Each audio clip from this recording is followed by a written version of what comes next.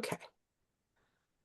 Welcome to Introduction to AI Literacy, the first in Loyola Notre Dame Library's Faculty AI Workshop series. I'm Kate Newton, the online learning librarian, and I'm joined by Christina Wagner, one of our research and instruction librarians. Today, we're going to give you a brief overview of what AI literacy is and why it's increasingly critical for our students to learn AI literacy skills. So why are we teaching AI literacy in the library and not, say, in computer science or another department? Well, librarians are, above all, information professionals who specialize in the analysis and evaluation of information and information technologies. As one of our colleagues, Alyssa Malaspina, says, refusing to engage with AI does not prevent it from shaping students' lives, learning, labor, or access to information. It simply ensures those forces operate without guidance, ethics, or shared understanding. Libraries have never existed to avoid complexity. We exist to help people make sense of it. So where are students encountering AI? We're accustomed to students running into generative AI in apps like ChatGPT, Claude, or Midjourney, and built into search engines and social media. However, AI is moving into the realm of subscription databases and library catalog products as well. For example, JSTOR now has an opt-in AI research assistant that searches for and summarizes scholarly articles alongside the regular search, and even our library search OneSearch offers an optional AI assistant, although our lending consortium has not yet opted in for this particular tool. So what exactly is AI literacy? Being AI literate does not mean you need to understand the advanced mechanics of AI. It means that you are actively learning about the technologies involved, and that you critically approach any texts that you read that concern AI, especially news articles. And this is something that was written by Amanda Wheatley and Sandy Herve, who are both librarians at McGill University, who've been doing a lot of research in this area, and who have created a framework for evaluation. And this is something that we go over with students in every single session. One thing that we'll be looking at in this workshop are various frameworks for AI literacy. So, what are we basing our teaching methodology on? And one framework that we're using, especially for this presentation, is the U.S. Department of Labor's AI literacy framework. Now, why are we using the Department of Labor specifically? For several reasons. This model was released just prior to this workshop, and we immediately noticed that it is effectively the same set of principles and guidelines that we've been using in the AI literacy component of our research and learning program. In this model, literacy is not about technical mastery. It's about developing the vocabulary, mental models, and judgment needed to work effectively with AI systems. This model also emphasizes that AI tools are amplifiers of human input and that their effectiveness depends heavily on the skills, knowledge, and judgment of the people using them. The framework specifically calls out domain expertise amplification, the idea that AI's value increases when workers bring subject matter knowledge to shape and assess results. This focus on the human element first ties in elegantly with Ignatian principles and ethics, which we'll explore in the third workshop in this series.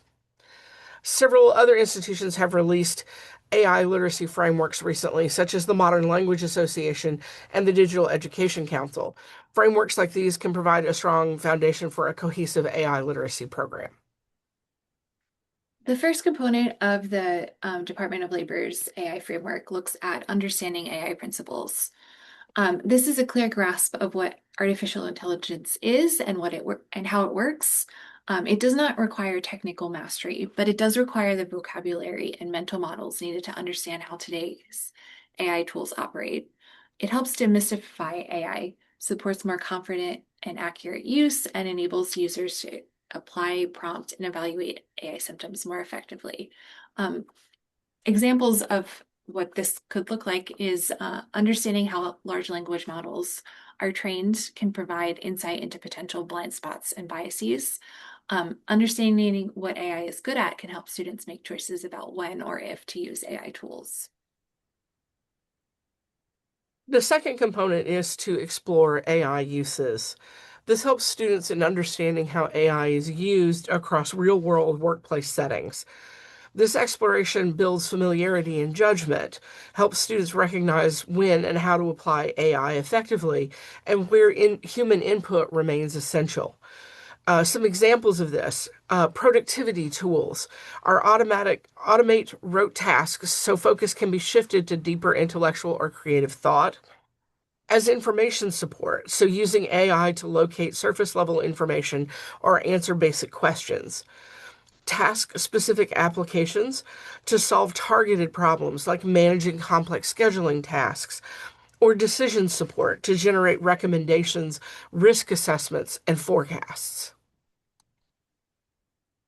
The third component looks at directing AI effectively, and this is understanding how to interact with AI systems in ways that produce useful and relevant results. Users must learn how to provide clear instructions, include necessary context, and guide the system toward better outcomes, which a lot of this is encompassed in prompting or prompt engineering. So some of the examples include contextual framing, providing background information, intended audience, tone, or specific goals to help shape the AI's response to better match the user's needs. Prompt techniques, including structuring prompts clearly, using step-by-step instructions, and specifying formats or outputs, allows workers to unlock more advanced or precise capabilities of the AI system. Avoiding vague and misleading prompts, focusing on prompt clarity and word choice has an effect on the outcomes of providing relevant input data, understanding when and how to include the most relevant data, supporting materials or examples to improve accuracy and usefulness, and iterating on outputs, how prompt clarity and word choice affect outcomes, and adjusting those approaches accordingly. The fourth component is evaluating AI outputs, and we spend a lot of time in our classes with students working on evaluating and analyzing outputs. So students should understand how to assess the quality and usefulness of AI-generated output. This gives them the ability to evaluate whether an output is accurate, complete, and appropriate for the task, applying their own knowledge and judgment to determine how best to use or refine what the AI has provided. Students then remain in control of the process, and AI is used as a support tool, but not a final authority. For example, they can use AI to verify they can, while using AI, verify factual accuracy, cross-check AI-generated output against trusted sources or known information, assessing completeness and clarity, so fully addressing the task or question and express it in clear, actionable, or usable forms. Spotting gaps or logical errors. Students can identify missing steps, flawed logic, or faulty assumptions that may make the output unreliable or misleading. And then applying human judgment, understanding how to layer in their own expertise, context, and discretion when deciding how to interpret, use, or revise AI-generated content. The fifth component looks at the use of AI in a responsible manner. This includes things like understanding the boundaries of appropriate use, recognizing the limits of AI authority, protecting sensitive data, and complying with legal requirements. And so examples of these include protecting sensitive information and avoiding misuse or harm. These components are also present in frameworks such as the MLA framework for AI literacy shown here. So let's turn our attention now to AI literacy in library instruction, aka what we do on the ground in the library with our students. So because the majority of our students are already using AI tools to some degree, we open our discussion of AI tools with a look at what AI is and is not good at in terms of workflow and tasks. So what is AI good at? It's very good at repetitive, tedious, detail-oriented tasks and tasks that require much more and larger data sets or data than a person can effectively process on their own. So some examples include searching for information or specific language with a text, summarizing a body of information, extracting data from a body of text, verifying that a body of text contains certain information, classifying text in specific ways, transforming text, such as translation of language or offering simplified text, and then generating text from input. We also ask students to brainstorm, given the tasks that AI is good at, where in their workflow might AI be the most useful? Um, it's important to consider, what am I searching for? If I'm looking for the latest news or current events, is AI the most useful place for me to go? Is there a better tool for this task? And do I even need AI at all?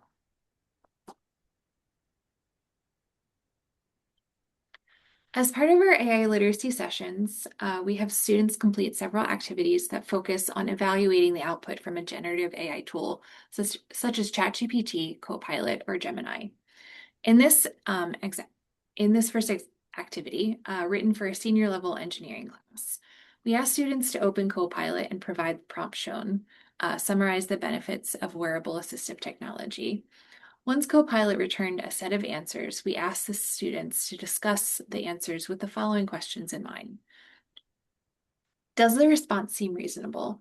Does the information given fit in with what you've already known, with what you already know about the topic?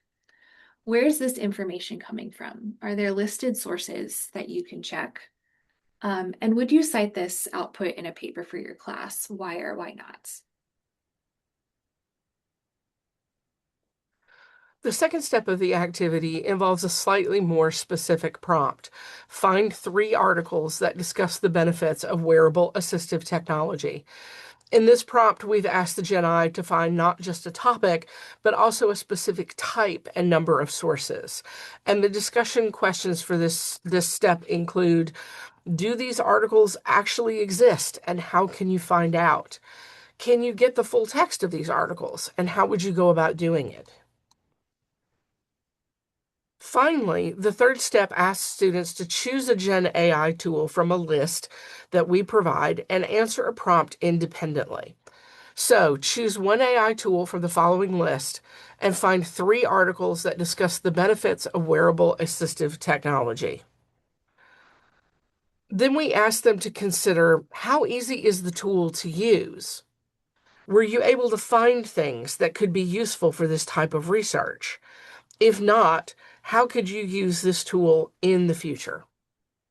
Throughout the class, we try to keep students thinking about where the AI pulls information from, how it is presented, and whether the information they find is reliable, accurate, and appropriate for their purposes. We also talk about ways to salvage information from hallucinated sources. For example, a hallucinated reference may have an actual author's name attached to it or may have a legitimate article title, and both of these can be used to find helpful information that actually exists. To wrap up our classes and also in this workshop, we turn our attention to ethical concerns about AI use. Again, we'll discuss AI use through an Ignatian lens in a later webinar, but this is just a sample of the issues that we try to make students aware of. And these include things such as environmental sustainability, labor, privacy, copyright, race, gender, class, and other biases, as well as misinformation. So thank you all for attending this Introduction to AI Literacy session. We hope the information we've given will be helpful in your classes and professional work, and invite you to attend the next 2 workshops in the series. As always, you can contact us at the library to request library instruction or for more help with AI literacy.